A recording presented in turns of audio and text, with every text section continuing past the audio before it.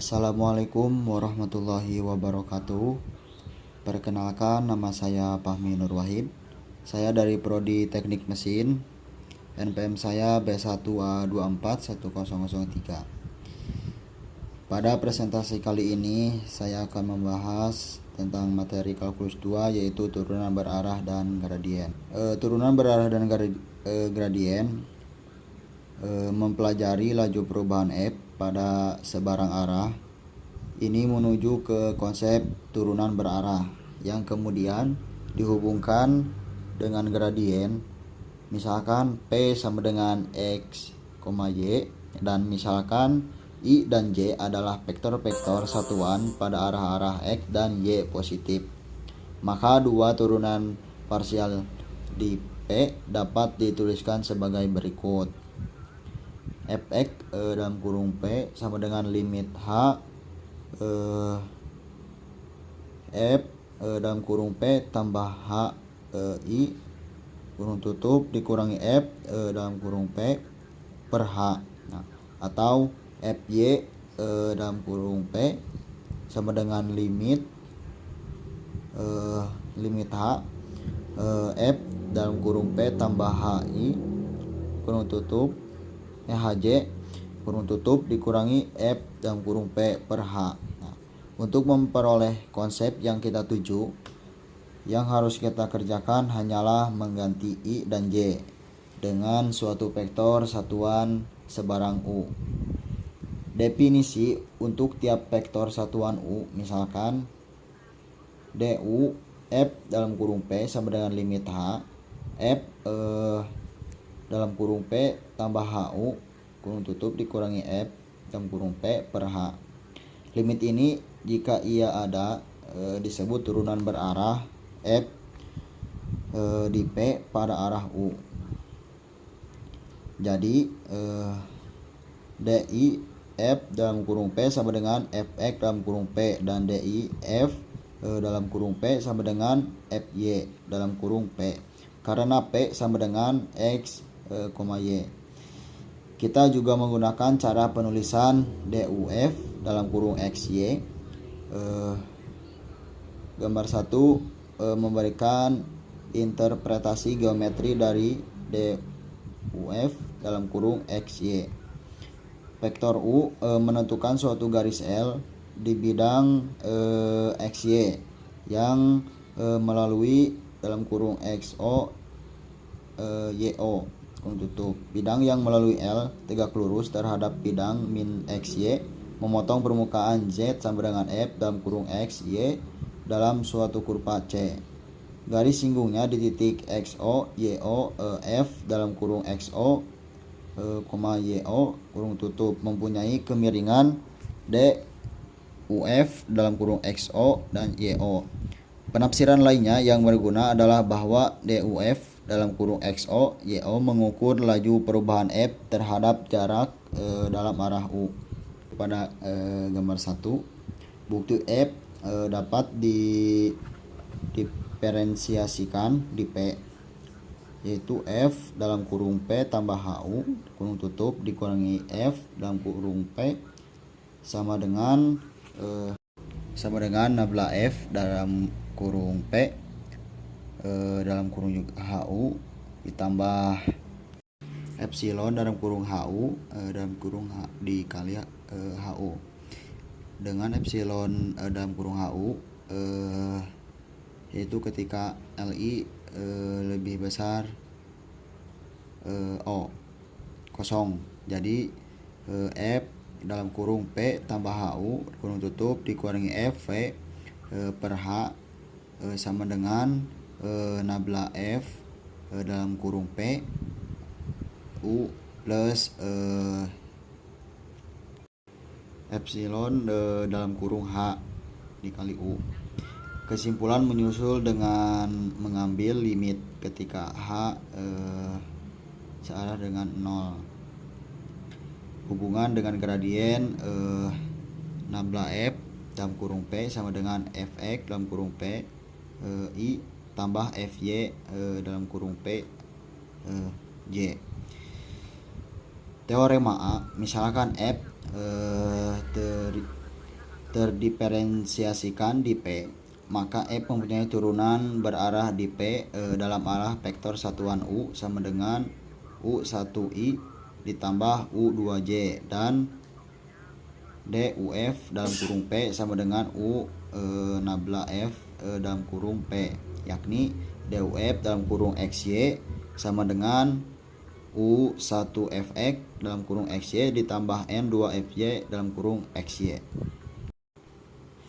Contoh, carilah turunan berarah fungsi F dalam kurung X, Y, Z sama dengan XY sin Z di titik dalam kurung 1, 2, pi per 2 kurung tutup pada arah vektor A sama dengan I ditambah 2J ditambah 2K. Penyelesaian vektor satuan U pada arah A adalah 1/3I ditambah 2/3J ditambah 2/3K. Juga FF dalam kurung 1 2 V per 2 sama dengan 1, dan FZ dalam kurung 1 2 pi per 2 sama dengan 0. Kita simpulkan bahwa DUF dalam kurung 1, 2, pi per 2 kurung tutup sama dengan 1/3 dikali 2 ditambah 2/3 dikali 1 ditambah 2/3 dikali 0 sama dengan 4/3. Laju perubahan maksimum. Untuk suatu fungsi F yang diketahui di suatu titik yang diberikan P, wajar untuk bertanya pada arah mana fungsi berubah paling cepat, yakni pada arah mana DUF dalam kurung P adalah yang terbesar dari rumus geometri untuk hasil kali titik. DUF dalam kurung P sama dengan U16F dalam kurung P sama dengan norma dari vektor U, norma dari gradien F di titik P, cos sama dengan norma dari fungsi F di titik P cos theta, dengan theta sudut antara U dan nabla F dalam kurung P. Jadi DU F dalam kurung P dimaksimumkan ketika theta sama dengan 0 atau sama dengan 0, dan diminimumkan ketika theta sama dengan pi per 2. Kita ringkas sebagai berikut. Teorema B, suatu fungsi bertambah secara paling cepat di P pada arah gradien dalam kurung depan laju dan berkurang secara paling cepat pada arah berlawanan dengan laju norma fungsi F di titik P. Contoh, andaikan seekor kutu berada pada paraboloida hiperbolik Z sama dengan Y pangkat 2 dikurangi X pangkat 2 di titik sama dengan 1, 1, 0. Pada arah mana ia seharusnya bergerak untuk panjatan yang paling curam dan berapa kemiringan pada waktu ia mulai. Penyelesaian. Misalkan ini penyelesaiannya, misalkan F dalam kurung XY sama dengan Y pangkat 2 dikurangi X pangkat 2 karena Fx dalam kurung XY sama dengan min 2 dan Fx dalam kurung XY sama dengan 2Y. Nabla F dalam kurung 1,1 sama dengan Fx dalam kurung 1, 1 kurung tutup I ditambah Fy dalam kurung 1, 1 di kurung tutup J sama dengan min 2I tambah 2J. Jadi kutu itu harus bergerak mulai dari kurung buka dalam kurung 1, 1, 0 pada arah min 2I ditambah 2J dengan kemiringan akan sebesar norma min 2I ditambah 2J sama dengan akar 8 sama dengan 2 akar 2. Kurva ketinggian dan gradien. Kurva ketinggian permukaan Z sama dengan F dalam kurung XY adalah proyeksi ke bidang min XY dari kurva-kurva perpotongan permukaan dengan bidang-bidang Z sama dengan K yang sejajar bidang min XY Nilai fungsi di semua titik pada kurva ketinggian yang sama adalah konstan. Nyatakan dengan L kurva ketinggian dari f dalam kurung xy yang melalui titik P dalam kurung xo dan yo yang dipilih sebarang di daerah asal f, dan ditetapkan vektor satuan U yang menyinggung L di P karena nilai F sama di semua titik pada kurva ketinggian L, maka turunan berarah DUF dalam kurung XO YO yang berupa laju perubahan F dalam kurung XY ya pada arah U adalah 0 ketika menyinggung L.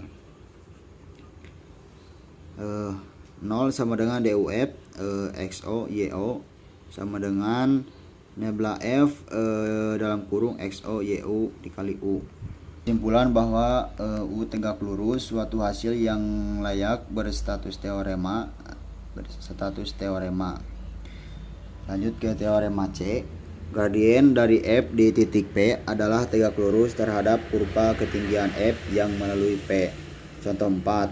Untuk paraboloida Z sama dengan X pangkat 2 per 4 ditambah Y pangkat 2. Carilah persamaan kurva ketinggiannya yang melalui titik P dalam kurung 2,1, 2 dan 1.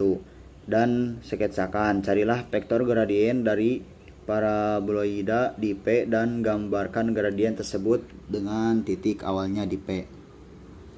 Penyelesaiannya, kurva ketinggian dari paraboloida yang berpadanan terhadap bidang Z sama dengan K mempunyai persamaan Z sama dengan X pangkat 2 per 4 ditambah Y pangkat 2 sama dengan K.